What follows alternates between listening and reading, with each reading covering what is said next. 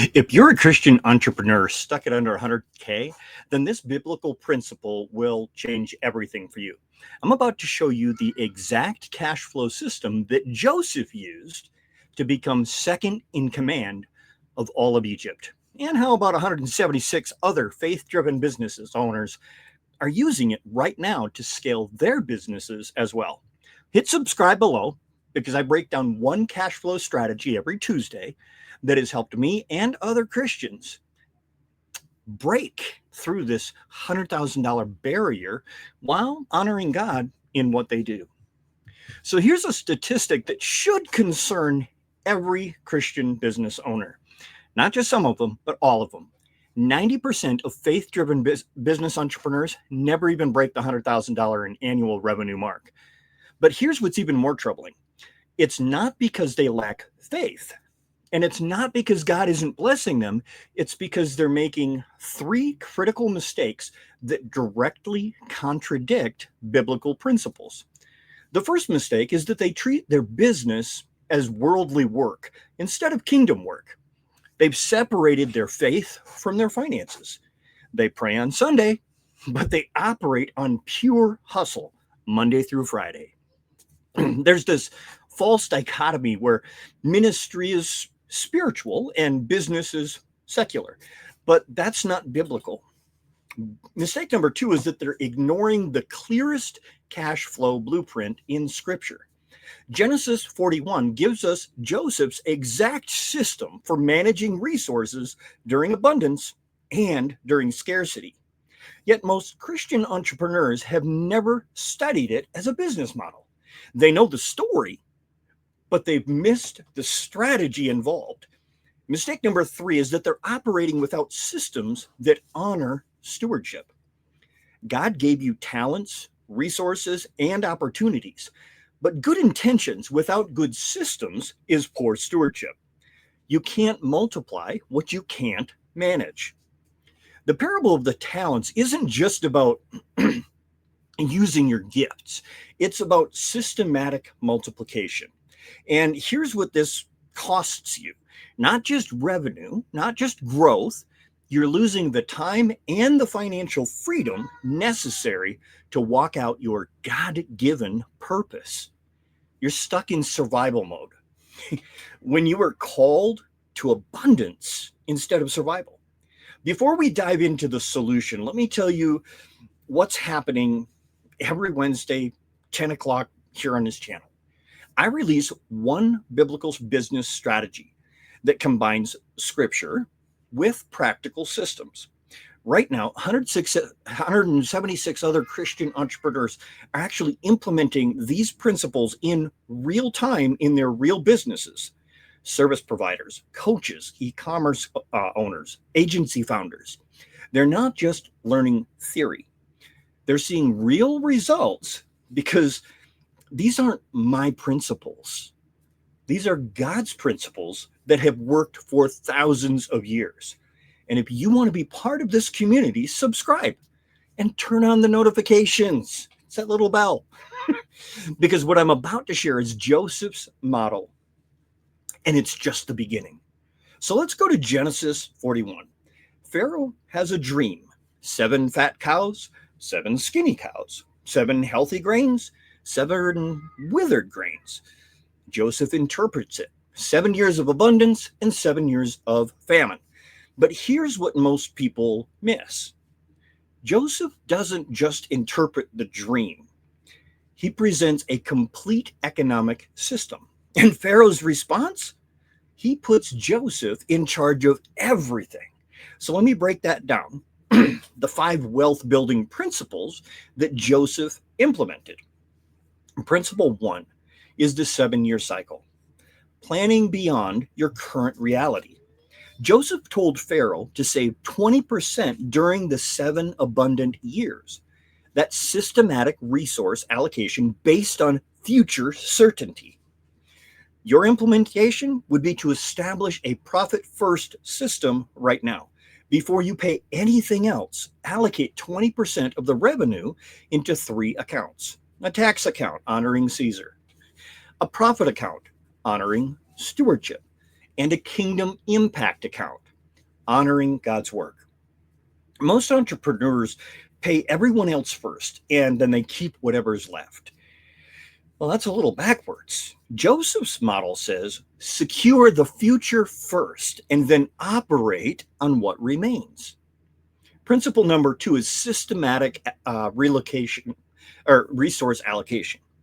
Everything has a place. Joseph built storehouses in every city. He didn't just collect grain randomly, he created infrastructure. He built systems that could scale. Your implementation would be that you need 3 core systems in your business right now.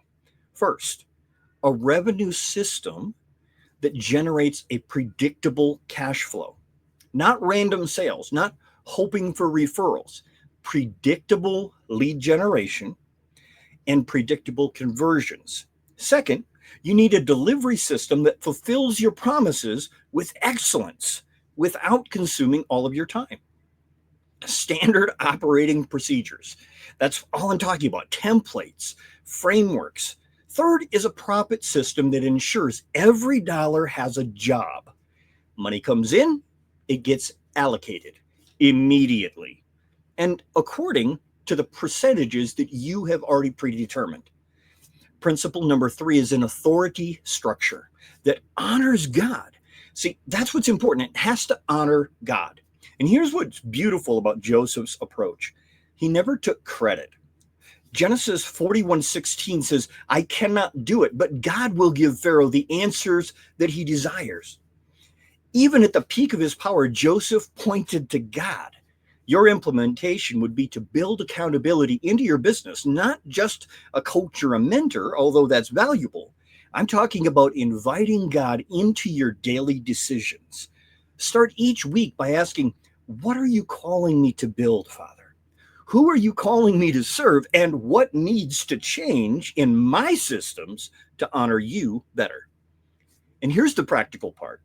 Share your numbers with someone. Your revenue, your profit, your giving. Secrecy breeds compromise. Accountability breeds excellence. Principle number 4 is generational wealth transfer. Building beyond yourself is important.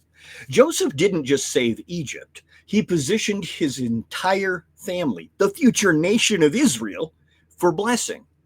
His thinking was generational.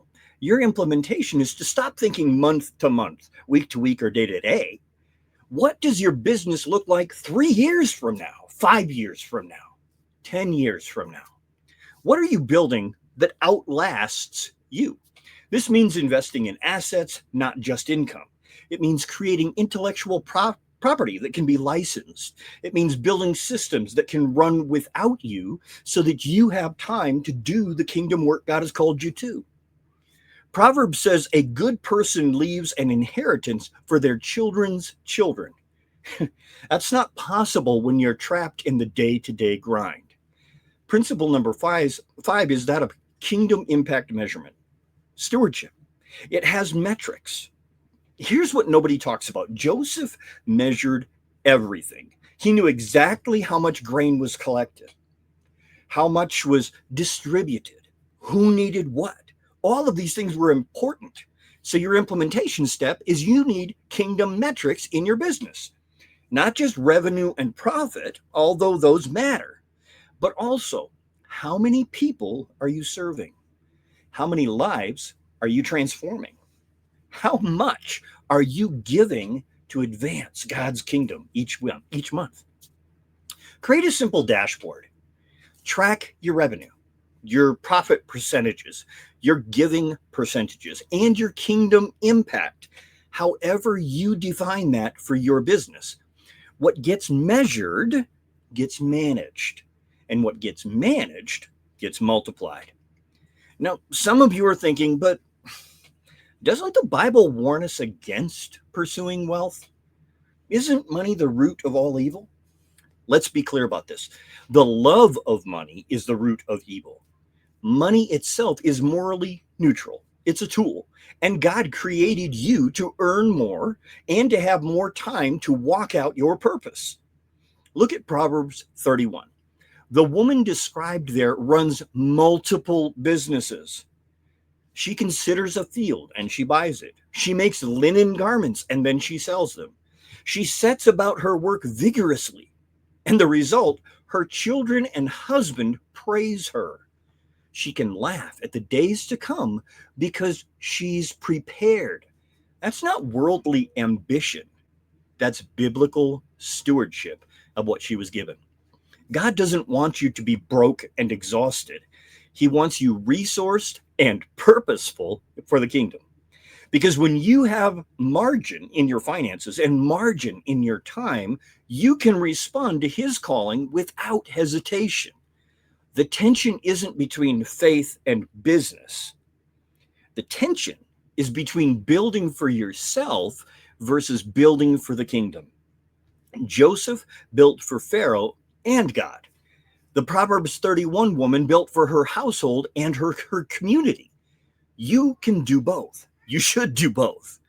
So here's my question for you. Which of these 5 principles will you implement first? Is it the profit first system where you allocate 20% before anything else? Is it building your 3 core systems for revenue, delivery, and profit? Is it establishing accountability before your brothers? Building for generational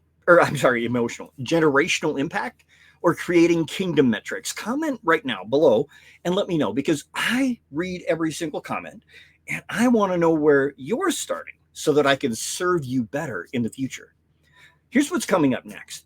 I'm going to be breaking down the exact cash flow system that's taking me from where I was to $250,000 a year using Solomon's wisdom from Ecclesiastes. Solomon talks about diversifying your investments, about the power of partnership, and about working smarter instead of harder. And I'm going to be showing you exactly how to apply each and every principle to a modern business with specific actionable steps. Now, if you're serious about building a kingdom business that honors God and provides abundant resources for your calling, you need to be here for that video.